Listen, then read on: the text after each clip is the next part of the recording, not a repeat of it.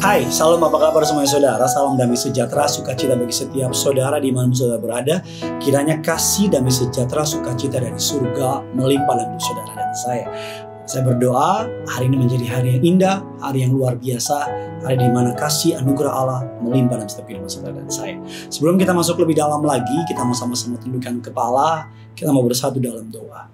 Bapa yang baik, Bapa yang kami sembah di dalam nama Tuhan Yesus, kami menyiapkan hati kami untuk diberkati oleh kebenaran firman Tuhan. Urapi hamba-Mu, lidah bibir perkataannya diurapi dari surga, kata kalimat yang keluar, biar nama Tuhan saja yang dipermuliakan. Dimanapun jemaat-Mu berada, berkati mereka semua Tuhan. Di dalam nama Tuhan Yesus kami berdoa dan mengucap syukur. Amin. Hari ini kita akan belajar sebuah tema yang saya percaya pasti akan memberkati saudara. Judul renungan kita pada hari ini, mentalitas orang yang mau taat sama Tuhan. Atau mentalitas orang yang taat sama Tuhan. Saudara bisa tulis apa yang saudara mau. Kita akan belajar bersama-sama mengenai ketaatan total kepada Tuhan melalui kisah-kisah yang tentunya tidak asing lagi bagi kita. Kita akan belajar mengenai kepercayaan Abraham yang diuji oleh Tuhan. Ada mentalitas orang-orang yang taat kepada Tuhan terlihat oleh orang lain apakah mereka taat penuh atau tidak kepadanya. Contohnya Abraham. Bayangkan Abraham menanti anaknya Ishak kurang lebih 20 tahun, 25 tahun menanti anak perjanjian tersebut. Tapi ketika dia mulai sayang-sayangnya sama anaknya tersebut, saya juga seorang ayah saudara, jadi saya ngerti banget perasaannya ketika lagi sayang-sayangnya, lagi cinta-cintanya dan Ishak adalah anak tunggalnya dan di luar Ismail tentunya. Dan ketika hal tersebut tiba-tiba Ishak yang diperoleh secara mukjizat, tiba-tiba Tuhan meminta agar anak yang tunggal tersebut dipersembahkan sebagai korban bakaran di atas gunung Moria. Mungkin timbul teka-teki, timbul keraguan, timbul asumsi mengapa Tuhan meminta anaknya sebagai korban bakaran. Bagaimana seandainya keadaan tersebut datang kepada saudara dan saya. Bisa jadi kita mungkin akan bilang Tuhan sesat, Tuhan salah, dan sebagainya. Tetapi hari ini kita akan mempelajari berkat hidup kita tergantung dari seberapa mana kita mau taat. Kutuk dan berkat ditentukan oleh ketaatan. Tuhan akan memakai seseorang yang pertama kali dia lihat bukan skillnya, bukan pengalamannya, bukan kepandaiannya, tapi yang pertama kali Tuhan lihat adakah orang itu mau taat atau tidak. Kita akan mempelajari apa saja mentalitas orang yang mau taat sama Tuhan. Yang pertama, mentalitas orang yang mau taat sama Tuhan adalah memiliki prioritas yang benar. Ketika kita tahu prioritas kita yang benar, maka ketaatan akan menjadi hal yang gampang. Sebagai contoh, kalau kita tahu keluarga kita lebih penting daripada pekerjaan kita, ketika ada tantangan, ketika kita diperhadapkan antara pekerjaan atau keluarga, kita nggak akan pusing. Karena kita tahu bahwa prioritas kita yang pertama adalah keluarga. Atau sebagai contoh, kalau saudara punya prioritas untuk menjaga hidup dengan cara makan sehat, tidur yang cukup, tidak merokok, tidak minum minuman keras, dan sebagainya. Ketika kita dihadapkan oleh yang namanya godaan untuk merokok, godaan untuk minum minuman keras, kita nggak akan pusing. Karena prioritas kita adalah kesehatan. Begitu juga Kejadian 22 ayat yang kedua dan 3.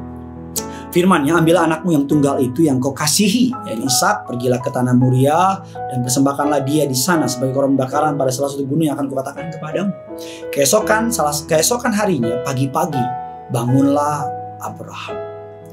Ia memasang pelana keledainya, memanggil 2 orang bujangnya beserta Ishak, anaknya. Ia membelah juga kayu untuk korban bakaran itu, lalu berangkatlah ia dan pergi ke tempat yang dikatakan Allah kepadanya. Pagi-pagi benar. Ini bicara mengenai pemahaman yang benar. Bicara menempatkan prioritas dengan benar. Prioritas yang benar artinya Tuhan adalah segalanya. Abraham tahu betul bahwa yang terpenting adalah the number one is God. Ketika kita tahu bahwa Tuhan yang nomor 1, maka ketika ada godaan nomor 2, nomor 3, nomor 4, kita nggak akan pusing menghadapinya. Abraham tahu sekalipun keadaan yang nggak masuk akal, tapi dia mau terima dengan iman. Dia mau percaya bahwa Tuhan Maha Besar. Dalam beberapa ayat dikatakan bahwa Abraham tahu bahwa Allah dapat sanggup membangkitkan anaknya yang mati atau orang-orang mati dan sebagainya. Prioritas yang benar artinya adalah tidak menghalangi jalan Tuhan. Prioritas yang benar artinya apapun yang Tuhan mau, biar Tuhan lakukan dengan terbaik. Biar Tuhan lakukan dengan sebagaimana yang Dia mau. Yang kedua, mentalitas orang yang mau taat sama Tuhan adalah mempercayai anugerah Tuhan dalam hidup kita. Kejadian 22 ayat yang kelima mengatakan demikian. Kata Abraham kepada kedua bujangnya itu, tinggallah kamu di sini dengan keledai ini. Aku beserta anak ini akan pergi ke sana. Kami akan sembahyang. Sesudah itu kami akan kembali kepadamu. Hidup karena kita bisa, sesuatu itu biasa. Tapi apabila kita menyadari hidup ini bukan karena kita bisa, tapi karena Tuhan bisa. Hidup ini bukan karena kita mampu, tapi karena Tuhan yang memampukan kita. Hidup ini bukan karena kita hebat, tapi karena Tuhan yang hebat. Itu baru luar biasa. Karena itu percayalah bahwa hidup ini sepenuh-penuhnya anugerah Tuhan. Hidup ini seluas-luasnya karena kebaikan Tuhan. Sampai hari ini kita hidup bernapas, semua karena anugerahnya.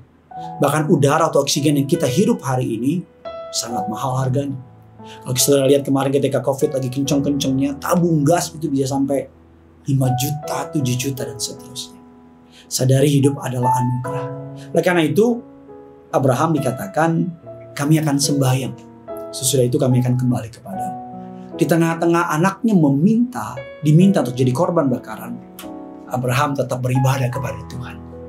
Biasanya kan kita beribadah kalau mood lagi gak enak, kita alasan, lagi gak mood. Kalau kita lagi ada masalah, aduh gak mau gereja dulu deh, aduh gak mau ini dulu deh. Padahal itu cara iblis untuk menjauhkan kita dari Tuhan. Justru ketika kita punya masalah, kita tetap beribadah, tetap menyembah, tetap berdoa. Justru di situ anugerahnya turun. Berkatnya turun, perkenanannya turun, dan hal tersebut dapat mengubah keadaan saudara. Yang ketiga, mentalitas orang yang mau taat sama Tuhan. Kejadian 22 ayat yang ke-6 dan ke-8. Lalu Abraham mengambil kayu untuk korban bakaran itu, memikulnya ke atas bahu Ishak anaknya, sedang di tangannya dibawanya api dan pisau. Demikianlah keduanya berjalan bersama-sama, lalu berkatalah Ishak kepada Abraham, ayahnya. Bapa, sahut Abraham, ya anakku. Bertanyalah ia, di sini sudah ada api dan kayu, tapi di manakah anak domba untuk korban bakaran itu? Sahut Abraham, Allah yang akan menyediakan anak domba untuk korban bakaran baginya, anakku. Demikianlah keduanya berjalan bersama-sama. Yang ketiga, mentalitas orang yang mau taat sama Tuhan adalah bergantung pada hikmat Tuhan. Abraham tahu bahwa firman-Nya ya dan amin. Abraham tahu bahwa Allah sanggup melakukan segala sesuatu. Ketika anaknya meminta di manakah korban bakarannya, di manakah kambing dombanya, Abraham menjawab dengan iman. Dikatakan bahwa Allah yang akan menyediakan anak domba untuk korban bakaran baginya. Abraham mengatakan tersebut bukan karena sekedar ngomong, tapi Abraham mengatakan tersebut karena Abraham tahu bahwa Allah yang dia sembah tidak akan melakukan yang melanggar firman-Nya. Allah tidak akan meninggalkan perjanjiannya. Abraham tahu bahwa Allah akan memegang teguh perjanjiannya. Karena Allah berjanji kepada Abraham, melalui keturunanmu akan seperti pasir di lautan, bintang di langit. Abraham berkata Allah yang akan menyediakannya. Saya berdoa agar kiranya firman ini boleh menjadi kekuatan bagi saudara. Mentalitas orang yang mau taat kepada Tuhan. Ketika kita mau taat, berkatnya tercurah. Ketika kita mau taat, mukjizatnya turun atas hidup saudara dan saya. Bagikan kabar baik ini kepada orang-orang di sekitar saudara. Agar bukan hanya saudara yang diberkati, tapi orang-orang di sekitar saudara boleh juga diberkati. Karena yang punya surga, crazy in love with you. Mari sama-sama kita mau datang sama Tuhan. Hidup ini adalah kesempatan. Hidup ini untuk melayani Tuhan. Jangan sia-siakan waktu yang Tuhan beri. Hidup ini harus jadi berkat. Hidup ini adalah kesempatan. Hidup ini adalah kesempatan.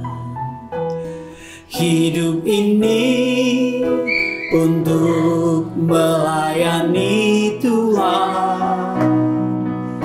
Jangan sia-siakan waktu yang Tuhan beri. Hidup ini harus jadi berkat. Mari sama-sama datang sama Tuhan. Oh Tuhan, pakailah hidupku selagi aku masih kuat. Bila saatnya nanti ku tak berdaya lagi, hidup ini sudah jadi oh Tuhan, pakailah hidupku. Oh Tuhan, pakailah hidupku selagi aku masih kuat.